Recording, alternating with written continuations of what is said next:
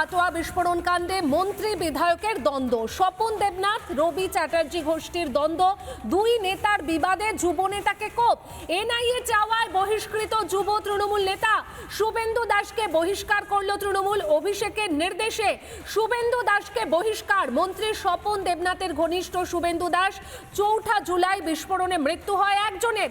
বিস্ফোরণে উঠে আসে বালি খাদানের বিবাদ, যেখানে অজয় নদীর একদম বুক চিরে চলছে বালি খাদান, সেই খাদানের বিবাদ সামনে আসে।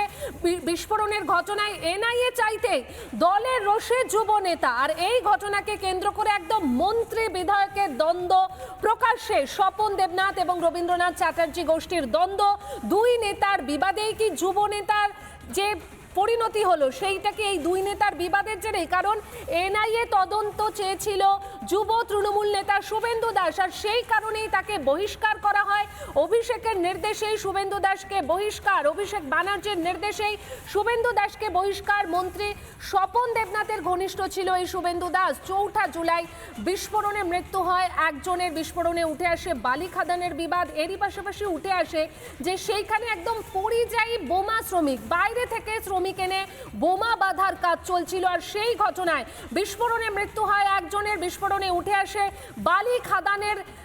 বালি খাদানের বিবাদ, অর্থাৎ বালি খাদানের দখল রাখতে গিয়ে এই বোমা বাঁধার কাজ চলছিল, এমন তথ্যও কিন্তু সামনে উঠে আসে। আর এই ঘটনায় এনআইএ তদন্ত চায় যুব তৃণমূল নেতার। এনআইএ তদন্ত চাইতেই শুভেন্দু দাসকে বহিষ্কার করলো তৃণমূল।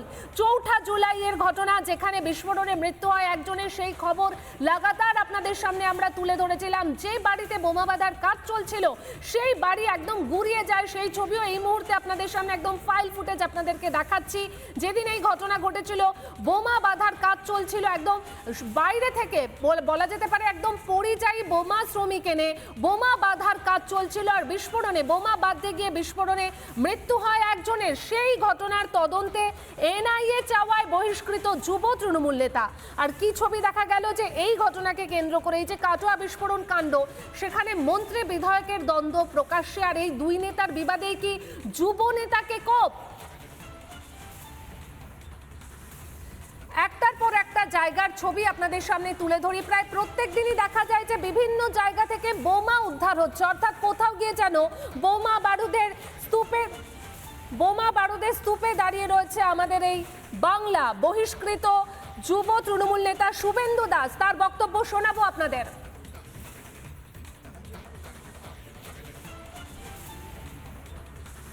কাটোয়া বোম বিস্ফোরণ যেটা রাজুয়াগ্রামে হয়েছিল, সেখানে আমি পিআইএল ফাইল করেছি এনআইএ তদন্ত চেয়ে। এখানকার যিনি বিধায়ক, তিনি বারবার আশঙ্কা প্রকাশ করছিলেন এবং বক্তব্যের মধ্যে বলছিলেন যে কাটোয়ার বালিঘাট দখল নিয়েই লড়াই, এবং এই বিস্ফোরণ মজুদ রাখা হয়েছিল বালিঘাট দখল করার উদ্দেশ্যে, কাটোয়া শহর দখল করার উদ্দেশ্যে, এবং বিশেষ করে তাকে খুন করার জন্য একটা ছক চলছিল। আমি এই কারণে পিআইএলে আবেদন করেছি এনআইএ, কারণ পুলিশকে দিয়ে সঠিক তদন্ত হওয়া সম্ভব নয়।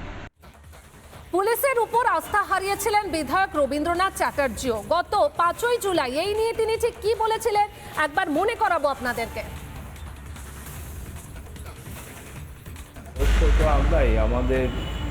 আমার উপরও হামলা হতে পারে, বা আমাদের কোনো বিশিষ্ট কর্মীদের ওপর হামলা হতে পারে, এবং সেই লক্ষ্যেই ওরা বোমা বাঁধছিল। এবং যে কোনো সময় ওদের একটা পরিকল্পনাই ছিল, মহরমের পর জঙ্গল শেখদের একটা পরিকল্পনাই ছিল মহরমের পর কাটোয়ায় ঢুকে আবার দখল নেওয়া, মানুষের অত্যাচার করা, এবং যে কোনো সময় আমাদের পার্টি অফিসে আক্রমণ করা, আমাদের উপর আক্রমণ করা, বা আমাদের অন্য কোনো কর্মীদের উপর আক্রমণ করা, এটাই টার্গেট ছিল। 5ই জুলাই নিজের উপর হামলার আশঙ্কা করেছিলেন বিধায়ক, কিন্তু গতকাল যুবনেতা এনআইএ তদন্ত চাইতেই পুলিশ প্রশাসন নিয়ে রবীন্দ্রনাথ চ্যাটার্জি কি বললেন শুনুন। আমি আমাদের মাননীয় মুখ্যমন্ত্রীর প্রতি দারুণ আস্থাশীল, এবং রাজ্য প্রশাসনের প্রতিও আমার চরম ভরসা আছে। উনি কেন এনআইএ চেয়েছেন আমি জানি না, আমি দলের ঊর্ধ্বতন নেতৃত্বকে জানাবো, তারা যেটা সিদ্ধান্ত নেবে সেটাই হবে। আর এই মুহূর্তে আমি সরাসরি চলে যাব প্রতিনিধি সন্তোষের কাছে। সন্তোষ, এনআইএ তদন্তে ঠিক কি উঠে আসবে যার কারণে একদম মন্ত্রী বিধায়কের দ্বন্দ্ব, এরই পাশাপাশি যুব তৃণমূল নেতাকে বহিষ্কার করা হলো?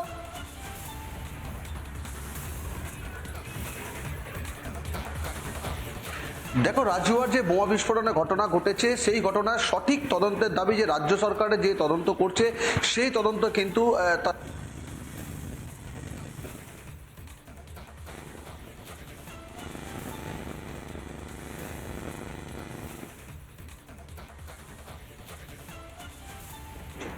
আমি মনে করেছি একজন নাগরিক হিসাবে, একজন অ্যাডভোকেট হিসাবে এই এলাকার নাগরিকদের নিরাপত্তা এবং এই যে বোম বিস্ফোরণ, এনআইএর মতো সংস্থা সারা দেশ জুড়ে অথেন্টিক সংস্থা যারা বোম বিস্ফোরণের এক্সপার্ট সংস্থা। এখানে ওই অন্য কোনো সংস্থার নাম আছে বলে আমার জানা নেই যারা এই নিয়ে ধুয়ো তুলছে।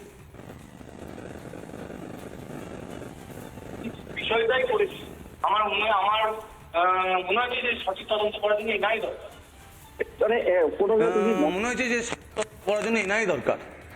মানে কোনো কি মনে হচ্ছে যে এই বোমা বিস্ফোরণে কি ধরনের বোমা ওখানে বাঁধা হচ্ছিল বা কি কারণে এই বোমাগুলি বাঁধা হয়েছিল, বাইরের থেকে লোক আনা হয়েছিল, যে অভিযোগটা করছে যে কি কি বিষয় যে আপনি বুঝতে পারছেন যে এনআইএ তদন্ত করবে? এটা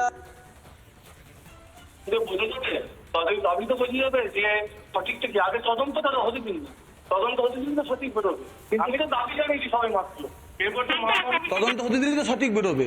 আমি তো দাবি জানিয়েছি সবে মাত্র, এরপর তো মহামান্য হাইকোর্টের সিদ্ধান্ত যেমন হবে তার উপর তদন্ত হবে। আমার যেটুকু ধারণা, আমি যেটুকু পড়াশোনা করে। কিন্তু এখানে অভিষেক ব্যানার্জি তো কার্যত আপনি যে দলের যে পদে রয়েছে সেখান থেকে আপনাকে সাসপেন্ড করেছে, সেই কারণটা কি? মানে কোথাও কি মনে হচ্ছে যে জাতীয় নিরাপত্তা সংস্থা তারা যদি সাসপেন্ড করেছে সেই কারণটা কি? মানে কোথাও কি মনে হচ্ছে যে জাতীয় নিরাপত্তা সংস্থা তারা যদি এই ঘটনা তদন্ত করে ঝুলি থেকে বেড়াল বেরিয়ে আসবে?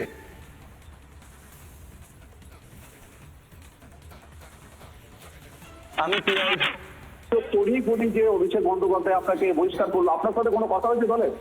আমাকে কেউ কিছু জানতেও চাইনি, আর আমি এই দলের এই বিষয়টাতে আমি কোনো মন্তব্যই করি। কি কারণ? মানে কারণটা কি? আমি এখানে ভাবছি দলের সিদ্ধান্ত, দলের বিষয়ে রাজনীতির মধ্যে আমি ঢুকতে চাইছি না। দলের সিদ্ধান্ত, দলের বিষয়ে রাজনীতির মধ্যে আমি ঢুকতে চাইছি না। আমি একজন উকিল হিসাবে, অ্যাডভোকেট হিসাবে, মানুষ হিসাবে আমি দাবি করেছি মহামান্য কলকাতা হাইকোর্টের কাছে। মহামান্য কলকাতা হাইকোর্ট বিচার করবে। এখন থেকে এটা চাপিয়ে দেওয়া হচ্ছে কেন? এই বোমা বিস্ফোরণের ঘটনায় কি সামনে আসবে বলে মনে করছেন?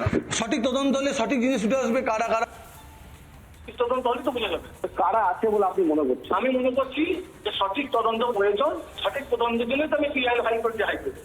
মানে এখন যে তদন্ত হচ্ছে তার সঠিক পথে এগোচ্ছে না বলে মনে করছেন? আমি কেন অনেকেই একদমই সন্তোষ, ঠিক কোন ভয়টা কাজ করছে যে এনআইএ তদন্ত হলে কোন সত্য সামনে চলে আসবে, যার জন্য একদম যুব তৃণমূল নেতাকে বহিষ্কার করতে হলো, মন্ত্রী বিধায়কের মধ্যে দ্বন্দ্ব শুরু হয়ে গেল। আপাতত ধন্যবাদ তোমাকে সন্তোষ।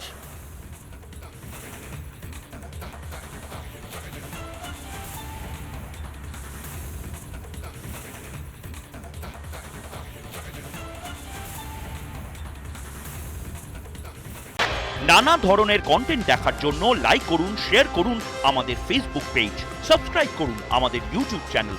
পাশাপাশি অন্যান্য ব্রেকিং নিউজের জন্য অবশ্যই চোখ রাখুন রিপাবলিক বাংলায়।